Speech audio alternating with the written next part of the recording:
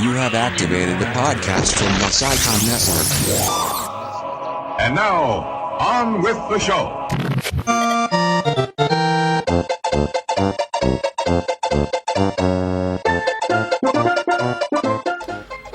Welcome to the Retrograde Podcast, a show where we take retro games and extradite them to Sweden. My name's Jack Marshall, and I'm joined today by Anthony Hobday. Hello.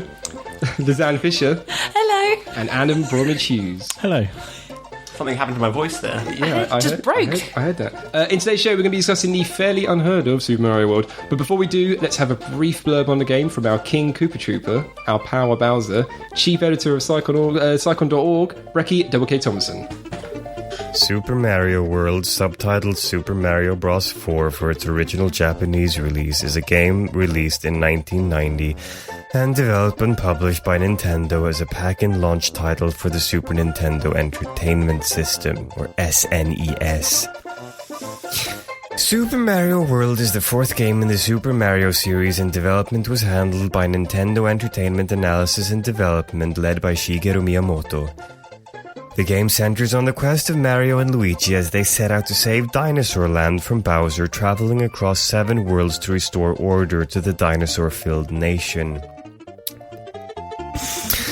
Super Mario World was a critical and commercial success, gaining a legacy and selling over 20 million copies worldwide. Now, over to you, Jack. Thanks, Brecky. I don't think we're paying him enough, because he sounds a bit miserable doing that. I think he's just Swedish, isn't he? That's how they all sound. That's 2 jokes about Sweden now in about the space of about 3 minutes. Well, we haven't brought out the Swedish chef from the Muppets yet, so... I don't think the first joke about Sweden wasn't on the show. No, sorry, Brecky. Sorry, Brecky. Don't cancel the podcast. Yeah, please don't fire us. Okay, before we start talking about stuff, I need to say a quick thing to our listener, John O'Hay. Apologies if I got your name wrong, but he wrote a very nice review on iTunes for us. So thank you for that. And if anyone else out there listening, please review us on iTunes. And also, before we start saying about what we've been up to in the last couple of weeks, we should also mention that sadly James couldn't join us today. He's a bit under the weather. He's got a flu. Man flu, I believe it is. Flu. It's probably not woman flu. It's probably child flu or something like that. He's got... But knowing him, a slight breeze will knock him over. He's from Scotland. Well, he should be more robust against bad weather then. But who cares? No offense to James. No, I'm only joking. No, we miss you. We miss you, James. Because we've got a replacement hiding in the wings for the last few shows. We've had Adam Bromwich-Hughes. Yes, hello. Hi, Adam. How are you, dude? I'm okay. How are you? I'm very good. How are we all? See, that's nice. See, you guys never ask me how I am. When I ask you how you guys never are, ask us. Yeah, I'm a caring kind of guy. Exactly. I like that.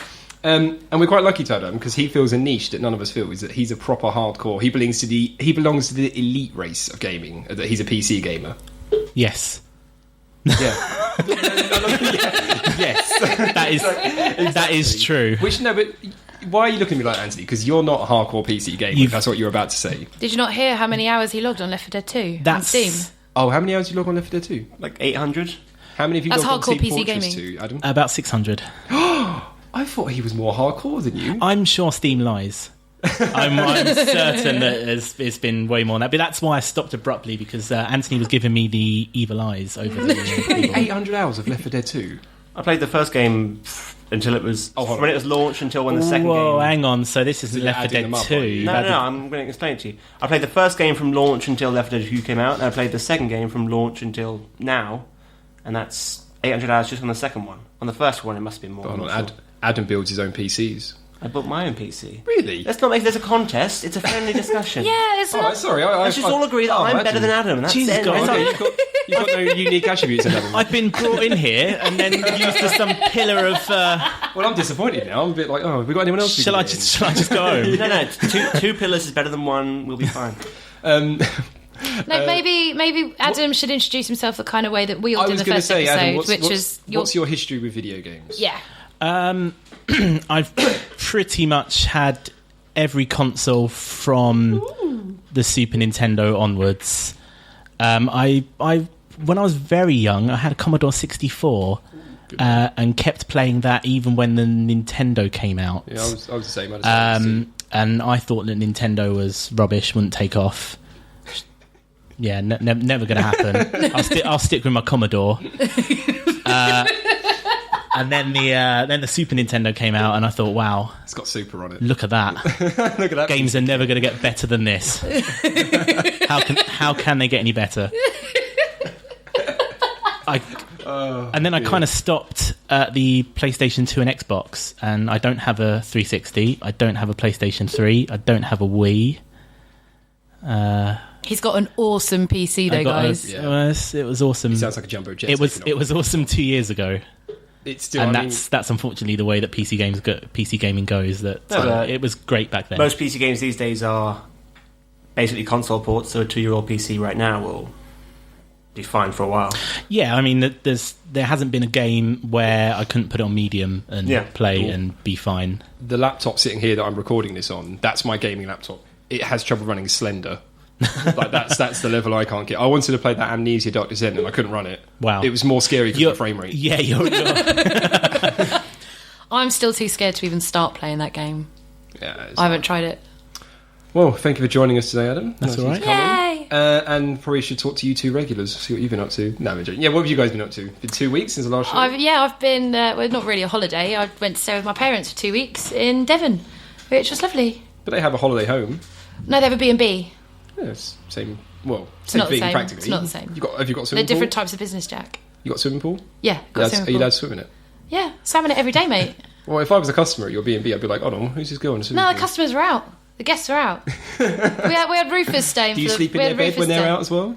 Well, they weren't using the biggest, fanciest room, so I had to have the biggest, fanciest room because all the other rooms were taken. So you know, Hands were tied. yeah. Is that the honeymoon suite or anything? No, it's not officially the honeymoon suite. It's just the most expensive room. The presidential suite. It's the one with the king size bed and a Tempur mattress and its own ensuite bathroom with power shower and proper wrought bathtub kind of thing. Yeah, it's awesome. I wouldn't have thought you'd need it, Lazan, because you're already so sweet. So Okay, right. The reason I laughed instead of taking that compliment was because the accompanying face with that was Anthony's smug face. bear in mind that comment as well, considering that I spent all day on Friday with Anthony at a theme park. So I was about to mention it. I got that all day. Those sort of comments, Yeah. not at me, obviously, not calling me a sweetheart. I've also spent all day with Anthony at the theme park. It was a delightful experience, however. So maybe he just doesn't like you. It was a delightful experience until the point that whenever we went through a tunnel, like in a queue or anything like that, and there was music playing, he just lost control. It was like you brought him into a nightclub for some reason, and suddenly the shakes were out in the queue. What are you guys all doing? Meeting up at theme parks without me? Oh, I've got Adam's. Is this some sort No, of? no, I was in Devon, Is this some so sort of? I wasn't at this recent theme park endeavour. I just happened to have gone to Thorpe Park with both Jack and Lazan at separate points. Yeah, bumped Yeah. into him at the entrance. It was Is really this some weird. secret rendezvous No, that this was I'm this not was an privy event. to? You were in- No, you were everyone, invited. everyone was invited. It It was was a on Facebook Friday, thing. so you probably had work. Oh yeah, I was probably working. There was like only you, like 4 of us in the end. Well, no, there work was shy layabouts. our friend, who I won't mention her name for her sake, but she came along, went on 2 rides, got very, very ill, sick everywhere, and had to go home. It was Shashi. It was 3 rides.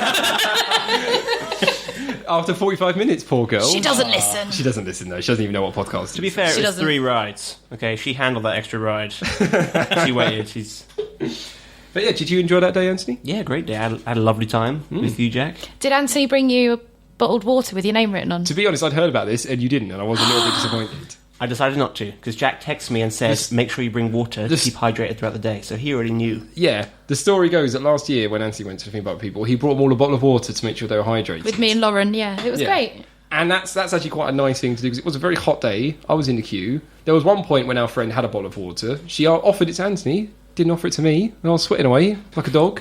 But, you know... It's probably why she didn't want to taste your sweat all over, all over the I bottle. did lick the cap a bit as well. Oh, yeah, get over me. Anthony, what have you been up to the past couple of weeks, apart from going to the theme park with Jack? Oh, In your own time. I did have something for banter. Oh, Sleeping Dogs. I've been playing Sleeping Dogs, and I love it. Yeah, I heard Not you. really a retro game, but But you made the incredible claim that it's better than GTA 4. yeah, I think so. GTA 4 is a bit That's boring, That's a but big statement to make. I found back GTA up 4 that big pretty statement? boring. Really? Sleeping Dogs is just so vibrant a city, whereas GTA seems a bit bland. Did you enjoy Saints Row? Saints Row 3 I did. I recently completed that. I really enjoyed it, but that's a different kind of game because there's a focus on the Okay. silly. Okay. And that Sleeping Dogs, what you playing on PC? PS3. PS3. Okay. I've not really had a chance to properly look at it yet. You should. because that one they showed at E3 has kind of, for me personally, overshadowed it a little bit, which was the Ubisoft one. I can't remember what it was called now. Did anyone see this E3 one where it's like a guy walking down around a town, he's hacking into people's phones and stuff? Oh, Watch Dogs. Watch Dogs, that's it. That's a bit different, I think. Sleeping Dogs, Watch Doesn't Dogs. it seems a lot more story-driven. I kind of forgot, because Sleeping Dogs was originally going to be True Crime Hong Kong. Yeah. And they lost the license, and someone came in and bought Square it. Enix. Square Enix did Square it, I Enix. think. So they it's topping the charts in the UK right now. So it doesn't surprise me. It's quite obviously- good because it's been in development because of that hiatus. A long It was in time. development a long time. So yeah. But we're not here to talk about Sleeping Dogs anymore, are we? No. We're here to talk about Super Mario World. Super Mario World. Yay! Adam's just looking so confused. Like, that's what we do. We're doing Mario, are we? Oh, you were told it's Sonic, right? Yeah, Super Don't Mario mention the World. hedgehog. Lizanne chose this. So, Lizanne, tell us why, what you think of the game. Has it aged well? You played it recently. What do you think?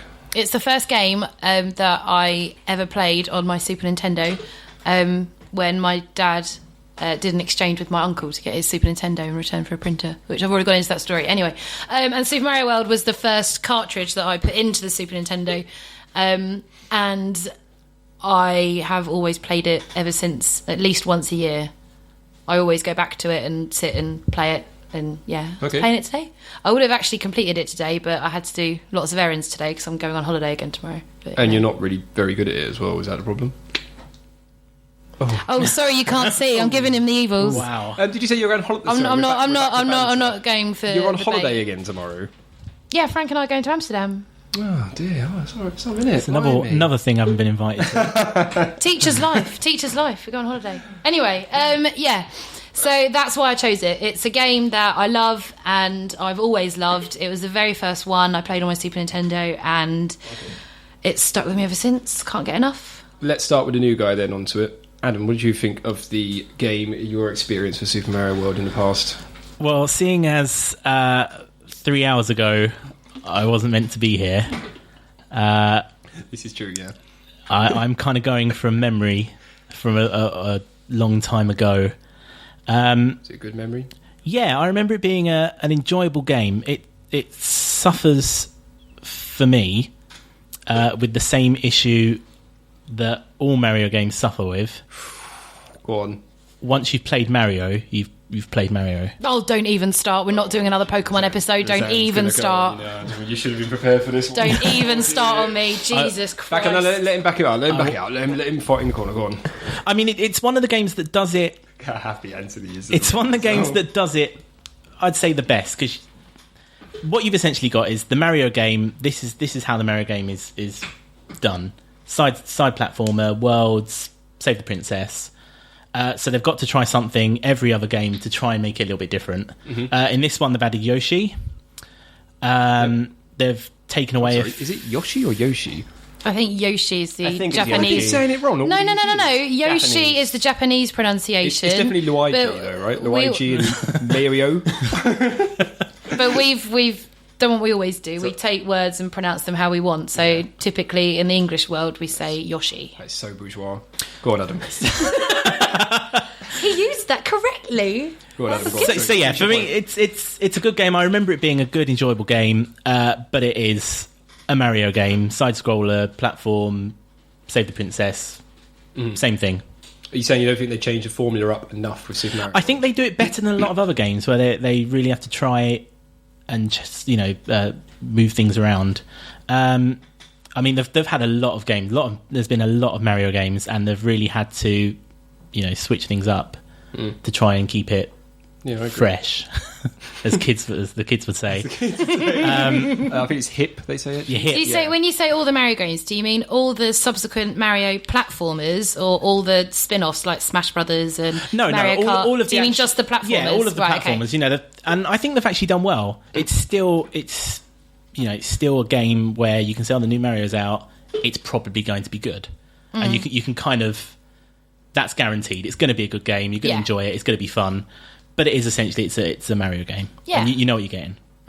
I'm going to go before you, Anthony, because I think Anthony's got like a whole rant maybe lined up. So I'm Please going to don't rip into me for I'm the going to whole quickly say that episode, will help Anthony. Lizanne. I can say I'm going to say that I think this game is closest game there is to perfect.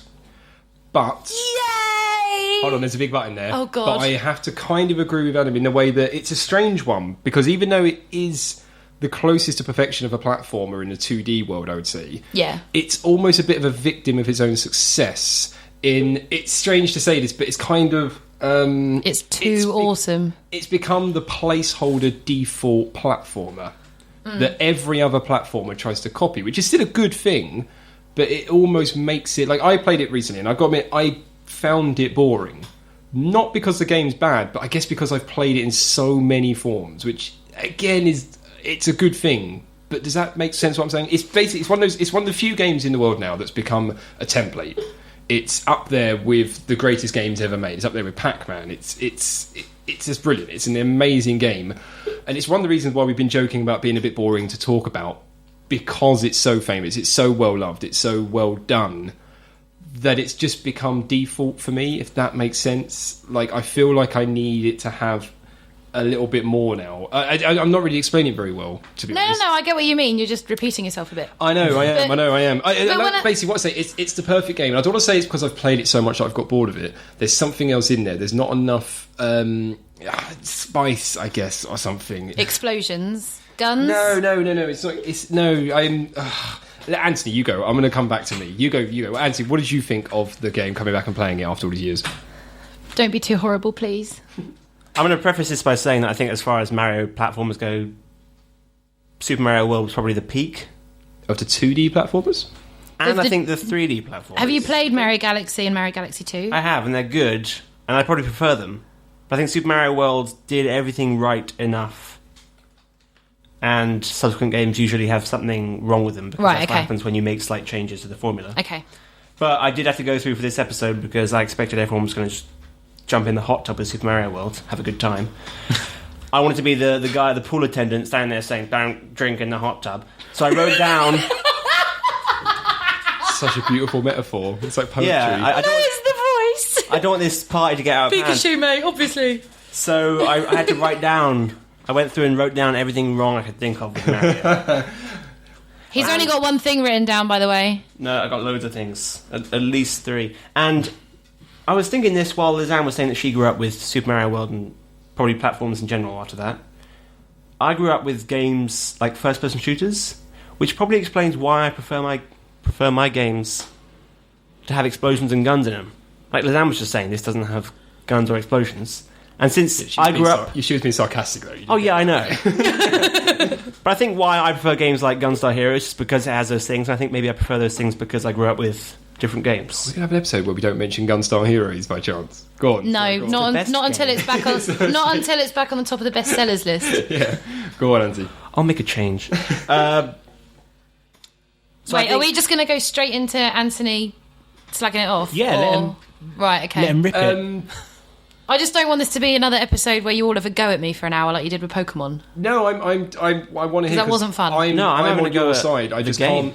I just can't get excited about playing the game anymore. That's No. my Right, problem. okay. I don't know why though. It's not. I'm the because same way.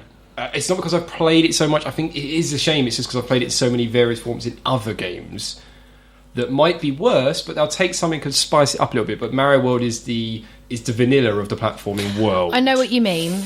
It's rare that I'll actually get to the full, complete Mario World done every. I pick it up once a year, and then normally I'll play it for a few hours, and then that's it. But for me, the enjoyment comes from it's basically muscle memory when I'm playing it, because I've played it so much. Like my fingers just know exactly what's coming up next, even if I can't remember, and I just fly through all the levels. Not literally. There's a couple of levels I fly all the way through, but there's a couple where I do play and I just go through it without even thinking about it. But yeah. So we've got two people that are kind of thinking it's a perfect game. Adam, sum up in the sentence sort of what you said about the game. So you really enjoyed it. Do you like it or hate it? We're trying to get if you hated it or liked it, pretty much.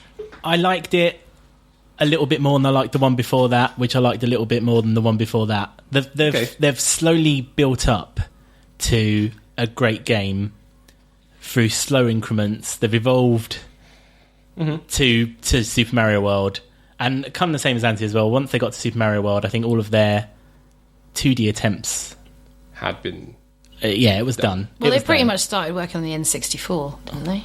Well, no, this remember was the a console launch. This was a timeline. launch title. Yeah, for the The SNES. So Yeah. in 1990, So no, I don't think there's sequels yet again. So it was a launch title. So I mean, you obviously had the sequel as well. Was it Yeah. Yoshi's Island? Yoshi's Island. Yoshi's Yeah, we're Island, doing yeah, that so- in a few episodes. Ah, okay. Before, actually, no, go on. So let's go. Basically, Yeah, go on, let's Anthony. into Anthony's Damn, I managed to get list of away from things Anthony. That's going to be. So go Go on, Point- Anthony. Point 1. We can take it slowly. We don't have to have a list. No, we do it quickly so You we can didn't say talk that to about me good before. things. Okay.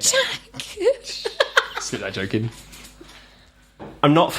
This is going to sound like I went through and found anything I could complain about, but If you I'm say not. things like, I had to go board a kettle, which was annoying, the game didn't hoover up my house for me. Okay, I'll Hoovered scratch up my that house. off the list, shall I? 'Cause that was Go on, actually sorry, point my one, I'll first stop point. interrupting. No, I don't have a point one anymore because that was the kettle point. No, I've never been fond of jumping on enemies' heads. Oh, my God. What? Right, okay, that's not a criticism of the game, that's a personal preference. Well, yeah, I obviously- didn't criticise Gunstar Heroes because I don't like shoot 'em ups. Actually, no, I think I did, didn't I? Yeah, I you did. criticize Gunstar Right, I'll be Heroes. quiet. Go on, And no, make I, your sh- point no, I about- should make it clear that Yeah, go on. I've already said this game is probably the peak of the 2D Mario platformers, and I Yeah. realise it's an excellently made game. All of these points are personal preference because, for me, it's a little too boring. And it's a little too frustrating for me to want to play through the entire thing. Oh, just hit the microphone with my pen, if you're wondering what that sound was. First of all, jumping on enemies' heads, it requires too much precision for me to not be frustrated by it. Because if I miss by like 1 pixel and I hit the enemy with my body instead and that kills me, it just annoys me. I was going to swear then. Language. You can't swear. Oh, Adam, yeah, we should mention this. Yeah, Adam, Swearing you can't swear on podcast, podcasts. We all have, but just try not to. I haven't, but carry on. All the enemies have these big squishy heads and rock hard shoulders. Not Okay, in- no, I not- get that you not like in- their bodies, but we're talking about the... It's like you say, if you miss, slightly hit them slightly on the side. Oh, I see what you mean, yeah, yeah. It's like whatever. Yeah, apparently Mario can hit an enemy with his foot and it dies, but if he touches it on the side with his arm, it doesn't die. Yeah. It's whether he's on the offensive or the defensive. That's what kills the enemies. So, from a design point of view, you're saying what the collision with enemies you found was too precise? Well, this is why I prefer games like Gunstar Heroes, because things like guns give you a lot more leeway in terms of destroying an enemy because you've got way more distance from which to do it. Fireflower. Yeah, and I wrote that down afterwards because I realised Oh, right, good. that the Fireflower gives you the opportunity to use projectiles rather than just jumping on them. But you don't have the Fireflower for the entire game, and if you're as bad as I am at Mario, You can do. If you're as bad as I am at Mario, you lose it pretty quickly, and then you're back to trying to precision jump and getting annoyed if you die from it. Did you play this when you were growing up? Yeah, Because your brother had a Mega Drive, yeah, didn't Mega he? Drive. So I only got to play it when, Went to a friend's house. basically, yeah. Right, okay. Unless this is what you're trying to say against all platformers, the only thing I would say is that the mechanic of jumping on enemies' heads has become a strangely... it's become a staple of a lot of platformers. Including Yeah. Sonic, Crash Bandicoot, things like that. So, do you not enjoy any games where you jump on an enemy's head in platforming? I prefer games that give you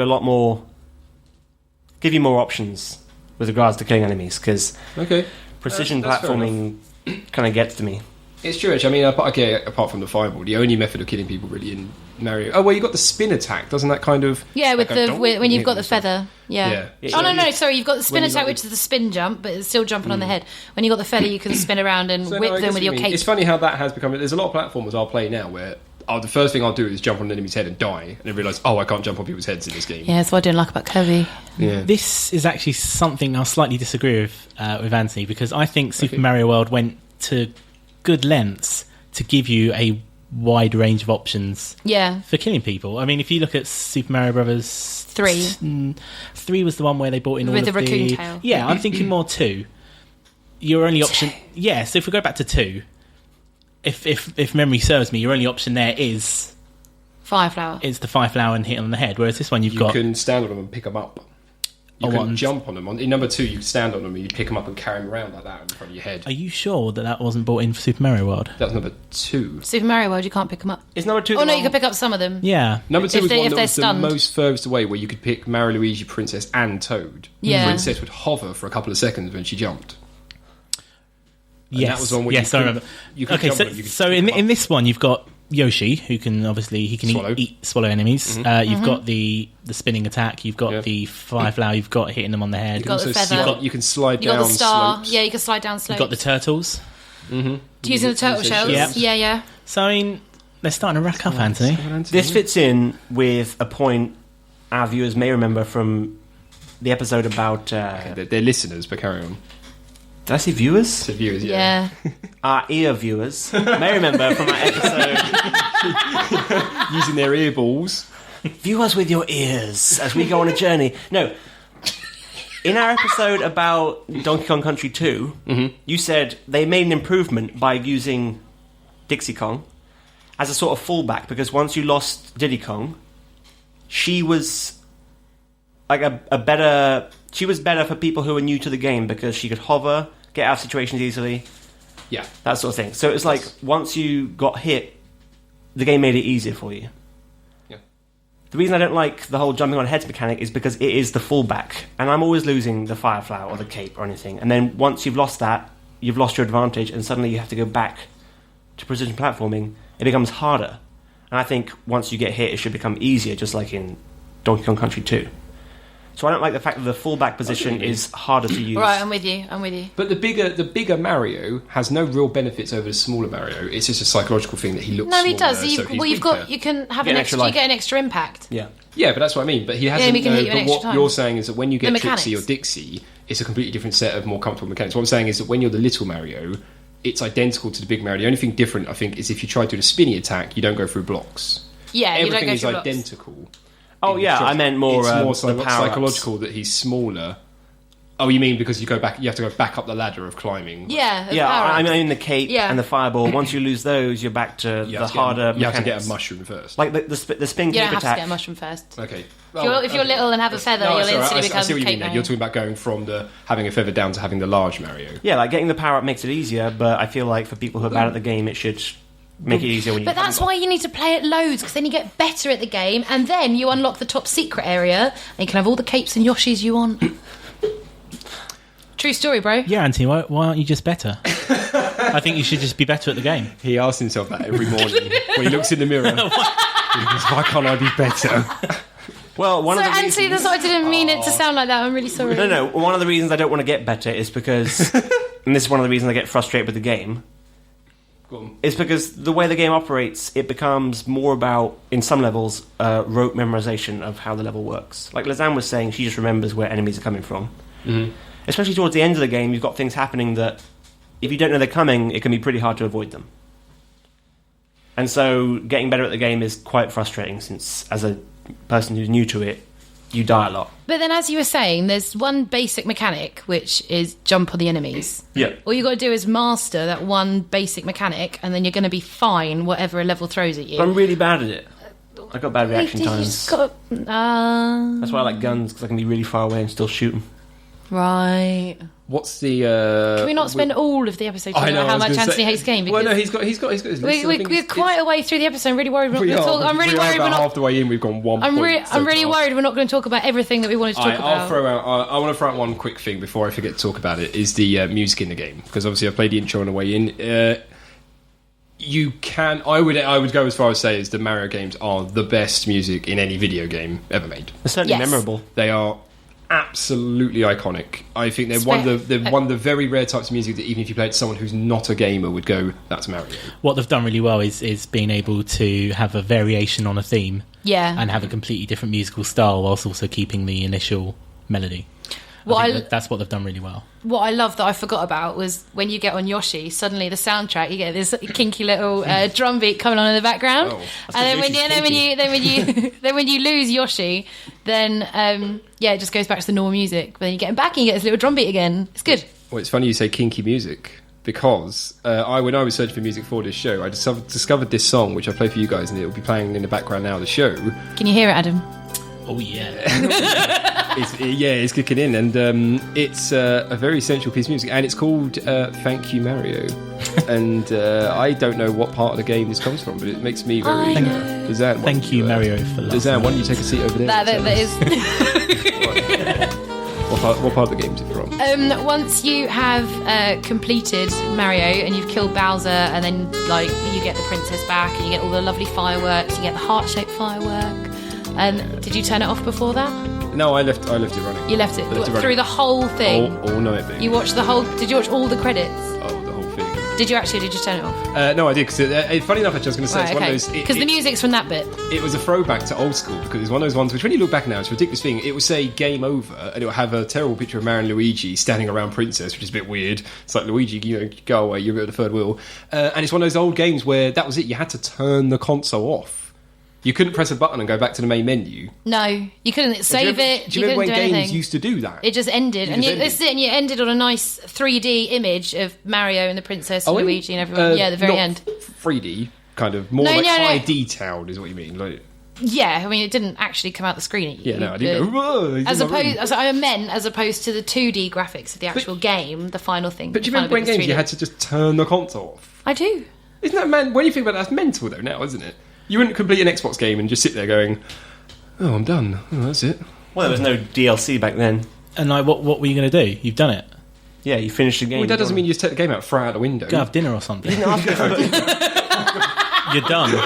You go have a sandwich. You shouldn't say game over. You say go have a sandwich. You're done, man. You're done. Quick question I was going to ask as well. Greatest launch game ever? Is it? That's a terrible phrasing of that question. What other launch games Well, let's go there? through them. You got Donkey Kong Jr. for the Family Computer in 1983. For the NES, you had Super Mario Brothers. For the Sega Master System, you had Hang On. For the Super Nintendo, you had Super Mario World and F-Zero. For the PlayStation, you had Ridge Racer and Wipeout. For Sega Saturn, you had Panzer Dragoon and Daytona USA. The big one, for the N64, you had Super Mario 64. For the Xbox, you had Halo. For the GameCube, you had Luigi's Mansion. For the Wii, you had Wii Sports and Twilight Princess.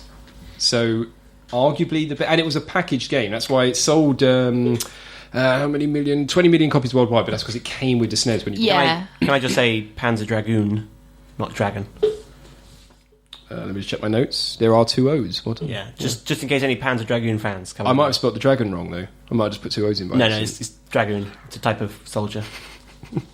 So I mean, Smooth Jack. personally for me, Super Mario 64 or Halo are the greatest launch games ever made. Was Halo launch? I haven't played enough of those games to be able to comment. The reason I would say they are the greatest is because those 2 games, when they were launching their consoles, showcased what the console was capable of. And as much as Super Mario World did do that, Super Mario Bros. 3, it was a very good update of that game. Yeah. It didn't make me go, wow, this is what the SNES is handled of. I think that's why they released F-Zero as a launch title as well, because that showcased better the graphics potential of SNES.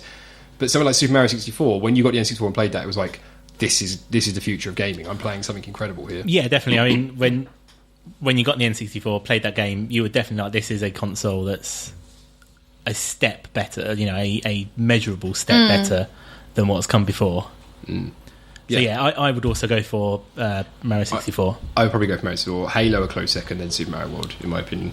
But talk about a little more actually about the game, and this might kind of tie in with what Andy's whatever the next point is. But favourite level, and Lazan, I think you wanted to ask this question, so you've probably got your answer already lined up.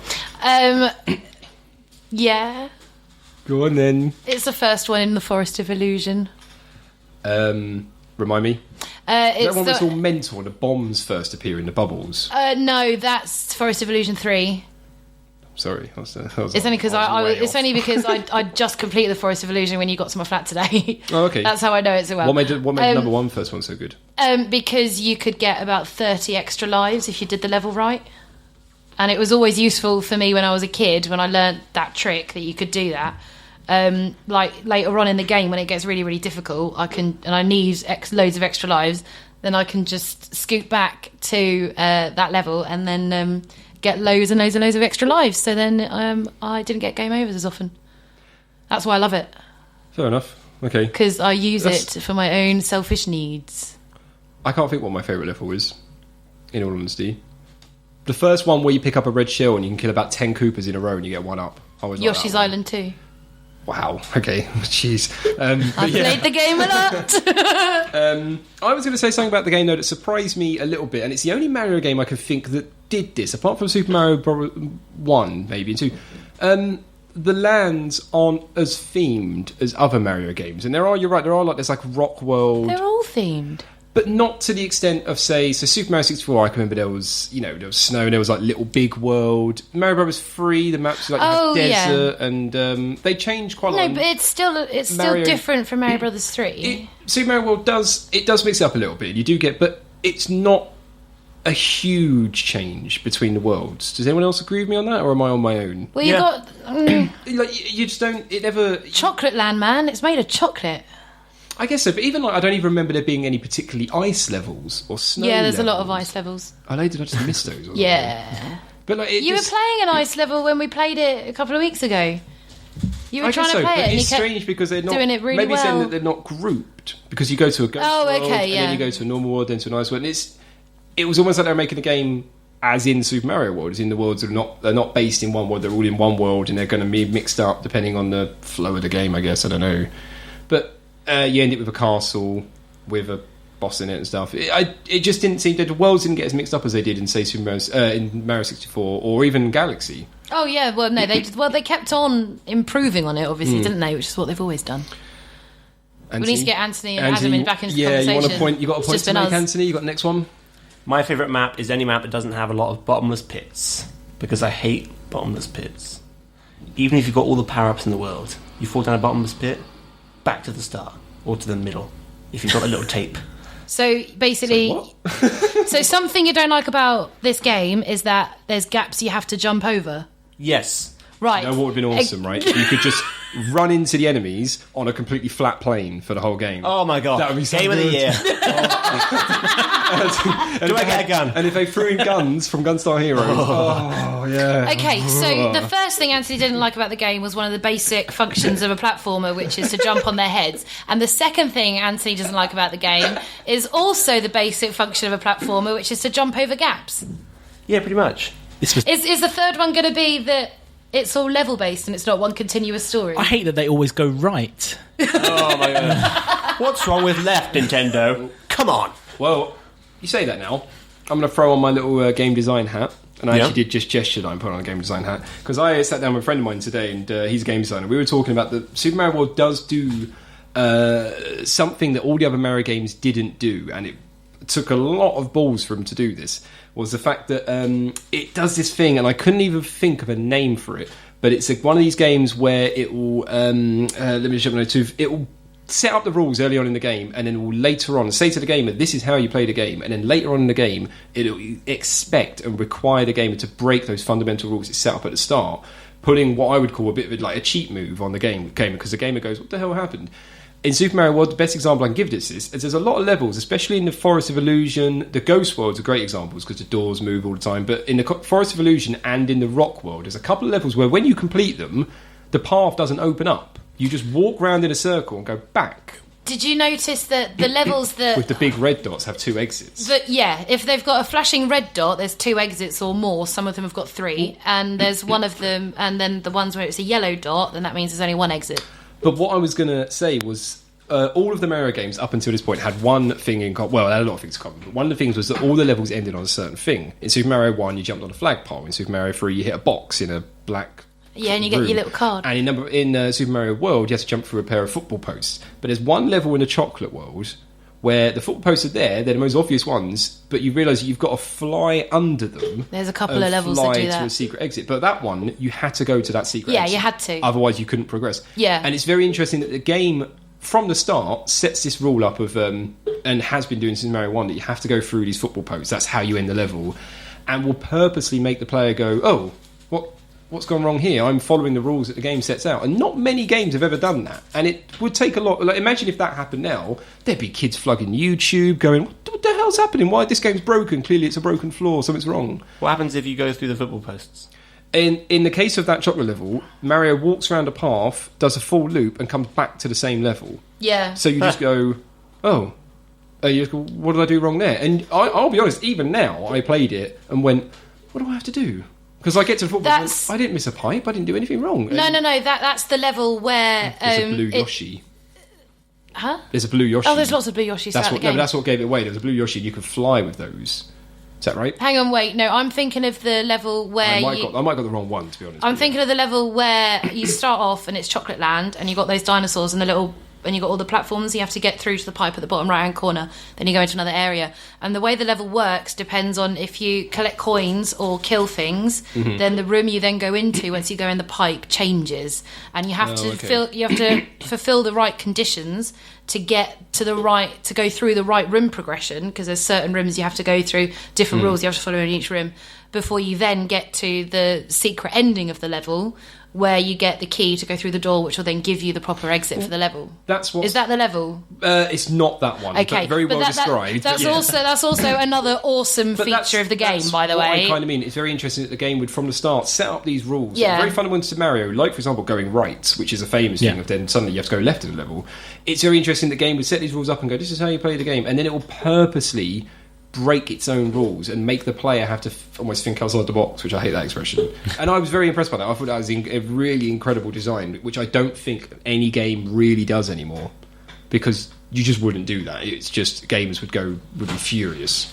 You reminded me of that game. It was like X-Men versus something. It was on the Mega Drive, I think. Okay, Street Fighter? No, it wasn't. Beat 'em Street up. Fighter was nice. I mean, it was a beat 'em up. It wasn't like a versus beat 'em up. But at one point you go into this room with a computer, and it says turn off the machine or reset the machine.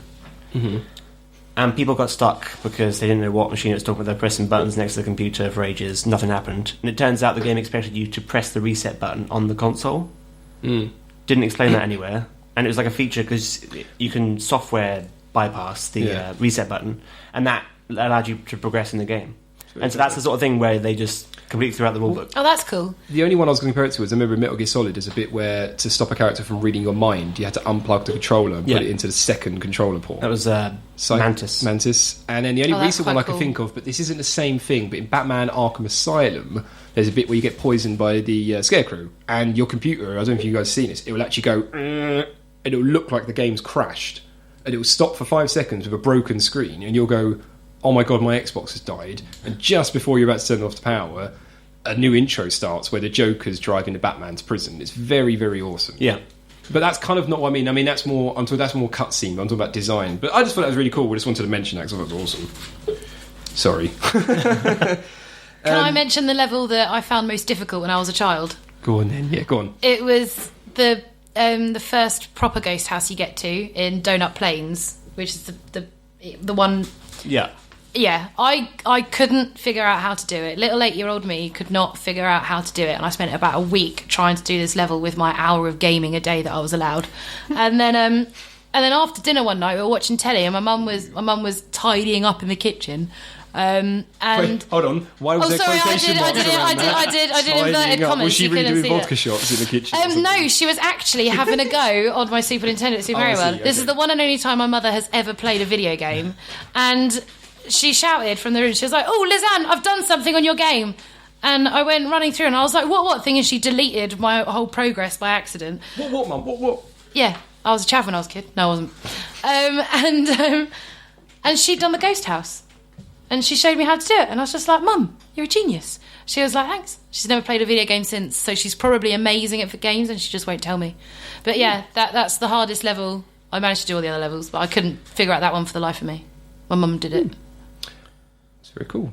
Good Little story from my childhood. Mum. Good old mum. My mum was rubbish. She could then play. Actually, she's awesome with Dr. Mario. But so quickly, just talking about the legacy and the sort of the impact that Super Mario World had. There's no line saying that. You can't argue the fact that it is one of the most influential games ever made. I think isn't it one of the? It was the best selling of the franchise, isn't that right? I didn't actually look that up, but I would imagine so. I can't imagine. I think that might be because it's shipped with the console. Galaxies surely will have sold more. Every SNES until for about 2 years came with a copy of Super Mario World. Right, okay. So that's kind of cheating. Kind of like Wii Sports is one of the best selling games of all time, only because it came with every Wii. Yeah. Which is kind of a bit harsh. But out of interest, Edge in 2007, Edge magazine, quite a well-respected magazine, put it as number 5 in their top 100 games of all time. It's in 2007, so only about 5 years ago. What would you guess would be the 4 games they put above it? Not Gunstar Heroes. Oh, Just Gunstar Heroes. 4 times. I think Zelda will be in there. Ocarina of Time. it's number 1. Half-Life 2. Half-Life 2 is number 4. Adam, guess what? Portal? Oh no, sorry, it's Adam's turn. Sorry, it's Adam's turn. No, go on. There's one more. We've already mentioned it today. Did I mention it? Metal Gear Solid. Drawing blanks. Okay. Well, number Donkey Kong Country 2. Number 3 is Super Mario 64. Oh. Yeah. Number 2, I don't think bad guess, is Resident Evil 4. But interestingly, our gaming, the Reddit Reddit subreddit for gaming, in their top 100 games of all time voted for by the viewers of our gaming, they put it at 47. And only reason I mention that, I think it kind of brings up my point. I think the game's very influential, very well loved, critically acclaimed. But I think among people playing it, not that it's got old, but just because it is kind of... It's so legendary. Yeah, that we've all done people. it. Well, I can imagine, little sproglets today coming along to the game being told, "This is the best game of all time, guys. It's the best platformer ever." And then they sit there and they play it, and they're like, "What? Don't get it." It's fun, isn't it, in a way? Because it And it also says a lot about the hive mind. Just saying. No, I take on the hive mind. Now take our show down. I think They don't know the show. God, I think the problem more with that is that if you were to think of games and just start thinking of great games, I don't think you'd think of it. It's my best game of all time. I would. I think it's more there in the background as this set up the way it should be done, rather than in it itself was a great game. Because Yeah, it was it's a great game, interesting. but it's not something that I'd automatically go to in my head as a great game. I have a question related to this. Go on. Can you think of something that Super Mario World did? Because it did everything great in total. Some of its parts, everything like that. But I think there's been a game that's done every mechanic Super Mario World did better since Super Mario World, even if it didn't do all the mechanics better. Like, You mean like Mario 64 and Galaxy 2? Yeah. well, not necessarily Mario That's all games. you can be talking about. No, I mean, I think there's a lot of platform games that have done things better than Mario, even if they didn't do everything Mario did better. Tiny Toon Adventures, Buster Bust Loose. Clear. Exactly. That had the plot. That had the plot, baby. I've I never don't heard get of your that point. game. So, is there any? Basically, you're saying, is there any better 2D platformer game? No, I'm saying that there's probably no better 2D platformer game, but I think games have done every aspect of it better, even if it's individual aspects since. So, like graphics, mechanics, no bottomless pits, whatever else, like music. Well, maybe not music. I'm not sure there's any aspect of Super Mario World 2 that hasn't yet. This is hard to say. I think there's also a major thing which is missing, and that is any semblance of a storyline. No. I was just going to get onto that. No, point. because It has the perfect melodramatic storyline. right. So Mario turns it up doesn't. and gets It given. does. Hang on. I will hang give on. you the rules of a melodrama, Hang and I'll on. prove that this follows it exactly. And Victorian melodrama was the height of theatre 150 years I ago. missed the bit where he killed his uncle and I- to become the king and stuff. That's Shakespeare, and that was 400 years ago. I personally think you're overanalyzing it. Yep. Mario turns up for a holiday. to with for, these guys, for a man. holiday on what is it, Dinosaur Dinosaur Island? Island, yeah. Luigi's waiting for him and gives him a feather, No, and then they go. Luigi's not there unless He you is. have unless you have second player. No, He's not there from the opening credits. He's there at the end. He is because that's how the princess gets captured. Because No, they you don't see the princess getting captured at the beginning. They go flying around the island together. Right? No, that's not Super Mario World. No, what you're talking about was added into the Game Boy Advance version Ah, when they arrive in a hot air balloon. yes. They go on holiday. You are right. And they It's in the fly Game Boy around the Advance version. island, and in the meantime, whilst Oh, they're right, well, having that their, wasn't. whilst they're having their little jolly, You- she gets captured again. Yep. You are right. In the Super Mario World version on the SNES, you literally just start in a house On where Dinosaur Mario Island, goes, and "What's that's it." happened?" And he hits a box. It just says, "Ah, the princess has gone again." Oh, that's but Yeah. your point is almost more valid because that's even less of a story setup. Yeah. So, Lizanne, do you want to take over? Why this is the best melodrama ever made? No, go on. Seriously, I'm interested. The basic structure of a typical Victorian melodrama, a romantic melodrama, I won't get into gothic melodramas because that's not relevant. Romantic melodramas is you have a young couple who are in love. There's some obstacle put in their way, which is usually the villain kidnapping the female heroine, okay? Wowza. She's then kidnapped. Heroine? The hero... Awesome. The hero, that's why I said heroine and not heroine, because thought it was people... heroin involved. Oh, okay. Well, no, you're supposed to pronounce it heroin, but everyone always does the drug joke. And so in my teaching, I've learned to say heroine. Yeah, I went there. Anyway, and so after that, once the heroine has been captured by the villain, the hero then has to go and save her, usually aided by a comedy sidekick. In Mario, it's either Luigi or Yoshi, typically. The hero then has to go through a lot of obstacles in order to reach her, vanquish the villain in a final battle, win the princess, and then they live happily ever Is after. this not the one, This is a perfect Victorian romantic melodrama story. Am I getting the wrong system though? Isn't that the one where the hero at first doubts themselves? Or is that a completely different story structure that I'm talking about? That's not a romantic Victorian melodrama. It's Okay, different. I think it's something different. Okay. Yeah. Well, I guess so. Adventure stories normally Can you give begin an with the example hero of, doubting himself. Can you give an example? Robin Hood, Prince of Thieves is a melodrama. But there's so much more to that than that. Well, I yeah, mean, they've there's, added more story in, like, they've got Christian Slater what in I'm it, saying which is is a great Mario move. doesn't add more story in. It's like the Bare It doesn't Bones. need more story. Gunstar Heroes had no story. It had the best story. No, I just don't- used Gunstar don't- Heroes to defend my own game. Don't, he's going to come in. It had the best story about Anyway. an evil corporation, Oh, God, here we go again. a false religion, all that good stuff. Pokemon didn't have much of a story either. Transport Tycoon had so much story. Transport-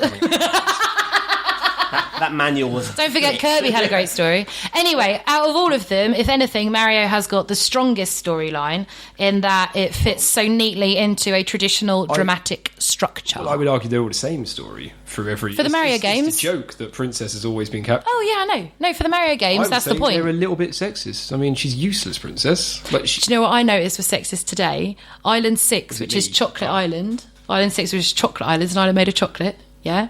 Wendy O'Cooper, the only female child of Bowser, is in charge of Chocolate Island. The woman is in charge of chocolate. Nice and could have sexist. been worse. Could have been like Kitchen Island or something like that. Funny little trivia time. Wait. What was that? 75% of the Pay Island. Is that new? That little Yeah. ditty there. Yeah, that wasn't me. That came out of the machine. All of the Cooper kids are named after celebrities. These are going to be quite hard, so you're probably going to guess. So try guess them. Larry Cooper. Larry King. Well done. Yep, famous newscaster in America. Iggy Cooper. Iggy Pop. Yep, famous singer, lead singer of the Stooges. Right. Oh God, they get harder. Lemmy Cooper. Lemmy from Motorhead. Yep, lead singer. And I read your show notes before the show, by the Oh, way. well, That's don't why I'm ruin getting it, all of them. Okay, the easiest one, and since you've got a piano player in the room, hold on, I hope you played the piano now. Ludwig von Cooper. Beethoven. Yeah, I mean, is this part of the epic Victorian storyline, or did they just pluck names? No, they just from they just somewhere? put names They in. needed bosses, I guess, in there for the Cooper kids. Yeah. And they came back for new Super Mario Brothers. But which did was quite nice. did Brangelina Cooper. Another little bit of trivia for you. Shigeru Miyamoto, which Brecky pronounced so much more elegantly than I did, but Shigeru Miyamoto, right, and team, they always wanted Mario to ride a dinosaur since just after completing the very first Super Mario Brothers, but it took 6 years before technology could handle the release of Yoshi. I don't think that's true. I think they could have easily have made him riding a dinosaur, just changed the graphic. But interesting. Well, no, but they need to engineer the sprite for it and everything and work out the mechanics and... plus the dinosaur is a integral part of the Victorian melodrama. Yes, that is true. The famous dinosaur Yeah. scene. You didn't, God, you can't wait for James to come back. Adam's been a lot nicer. actually. Interestingly, the No, James is nice to me. You two are horrible to me. design team were going to put a "No Yoshi's Allowed" sign in the game. Instead, they made an animation of Mario jumping off Yoshi when entering horses, houses, and castles. But interestingly, that Donkey Kong Country 2 did incorporate that sign when they heard they wanted I hated the signs. I thought they were really annoying in Donkey What Kong was even Country weirder 2. when you're like, "Come on, Yoshi, let's go in this haunted house." Oh, why am I leaving Yoshi? I'm on my. Where'd Yoshi He's a go? dinosaur. He's not allowed in houses or castles. God, Jack. He's not house trained.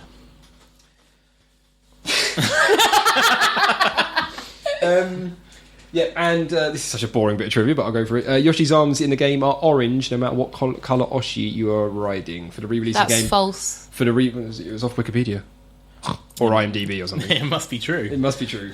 But yeah, quick one, right? Speed run in single segments, which is someone who has kind of stopped and paused. What do you reckon is the quickest speed run for the game? I read this earlier. I know the answer. And- I'm not going to guess it. Whatever you think it is, go lower. Right. Put it this way, okay? Best. Do you mean start to finish, Put it this 100% way. every single level done? No, best 100% playthrough was 1 hour and 31 minutes. That's awesome. 100%. So, what do you think the best single is in a guy just getting from the start to the end, and he's allowed to? It's not what I think Use all Anthony the described it. shortcuts.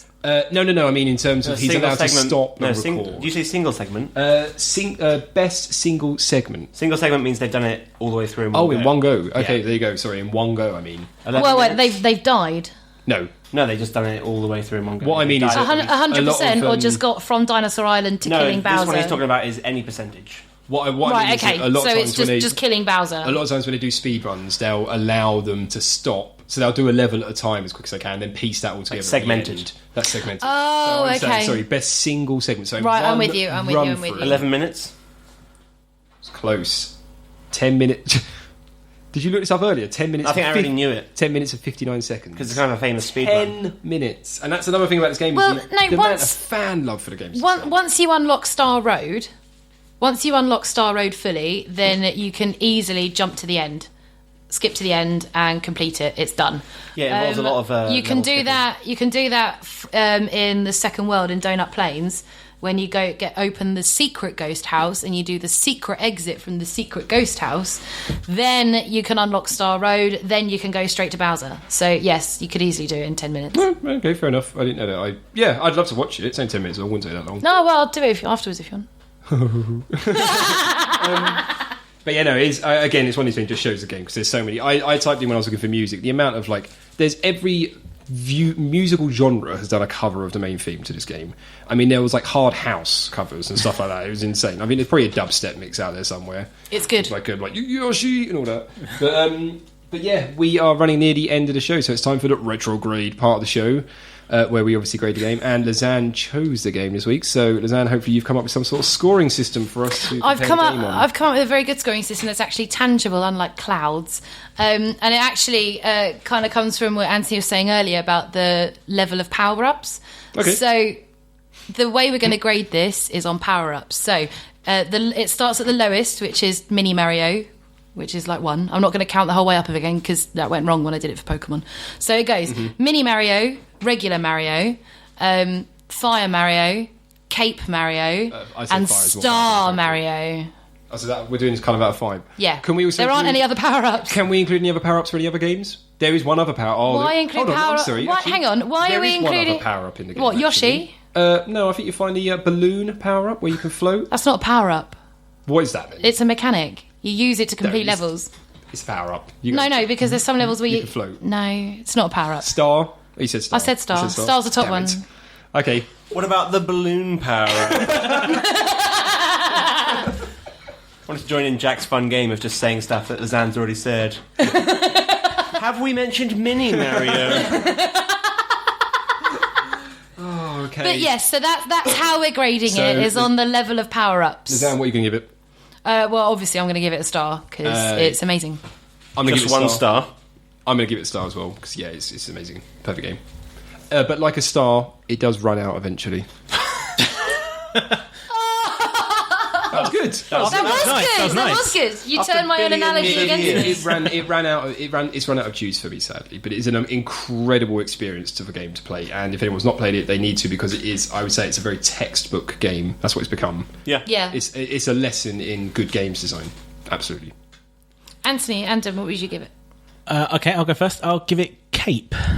I think it's a very good game. It's not perfect. It lacks story, regardless of what Lazanne thinks is a Victorian melodrama in play. It's not. There's no storyline there. We normally back down to Lazanne eventually. We go, yeah, all right. No, you don't. Yeah, we don't actually do. So yeah, never back down. it's like you said, it's become a template for the side-scrolling 2D platformer. It wasn't perfect. I don't think it was perfect. There's been better since, and I think, yeah, Cape Cape cool. is fun for me. Yeah, That's technically 4 out of 5. yeah. 8 out of 10. 8 out of 10.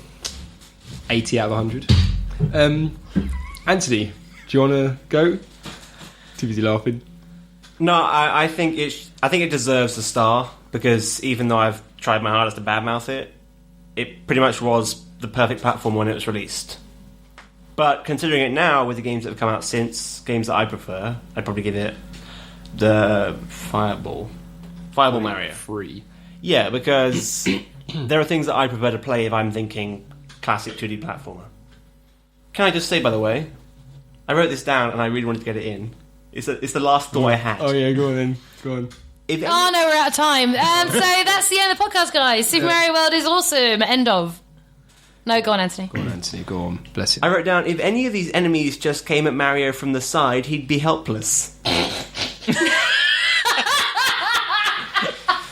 you can only We nearly made it the whole episode without any innuendo at all. No, but Oh, that God. happens in Super Paper Mario. Yes, you can only go forwards and backwards in this game. Sideways, he's like a crab, but the other way around. Like, crab's going to go sideways, Mario can only go forward and backwards. Yeah. That's Yeah. true. So not like a crab then. So why don't these enemies just try it?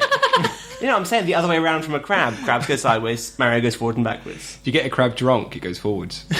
Just in case you know that. That's your Jack fact for the day. Yeah, that is. It's true. They're not true. Would anyone else like to add any more point about Super Mario World before we wrap up the show? Good. Okay. So a reminder that thank you for listening, and a reminder you can sponsor an episode of Retrograde if you like for a very low price of only $10. And if you want to get in touch, you can find us on Twitter at Retrograde Show. You can email us whenever at retrograde@psycon.org, and you can also follow us on Facebook. Just search for Retrograde on Facebook. Please make sure as well, if you want to write in and discuss our next week's game show, we want to know what you think about the next game we're going to talk about, what we should talk about, and just spend your opinions on the next game, which is going to be Super Meat Boy, which isn't technically a retro game, but we are going to pick games that are retro inspired. And as much as I'd love to tell you about this game, it was chosen by James, who's not here today because he's a bit ill. So, Adam, why did you choose Super Meat Boy? I couldn't get past the start menu. I've heard it's difficult, It's because you're a PC game. but that was insane. It kept playing the start menu, and I kept pressing start, and then it went back again, and I pressed start again. Yep, great, I want to play. So you need to go under the football goal. So really, like behind the start. so menu. really, I chose it so that you guys can play it and tell me what I'm missing. Do you think maybe that was your graphics card not being too powerful enough? What? Super Meat Boy doesn't require that high resolution. Maybe that's your RAM, you haven't got enough RAM. Overly powerful. It's like when you run old games on new CPUs and they're go mental. yeah. What's this? Oh, that was another thing quickly. It upscaled really, really well to my roommate's giant TV. Donkey Kong Country 2 and Super Mario Kart didn't upscale very well. Gunstar They're Heroes looked awful when it came out anyway. That was him that said that time. me, yes. But it did actually upscale extremely well. So, yeah. So, so please make sure if you're going to give Super Meat Boy to us, get in touch with us, let us know what you think of the game, and we'll discuss it in our next episode. But that's it for now. We're back in 2 weeks with that episode, and it's goodbye from me, Jack Marshall, a goodbye from Anthony Hobday, Goodbye. goodbye from Lizanne Fisher, Bye. and a goodbye from Adam Bromwich Hughes. Thank you and goodbye.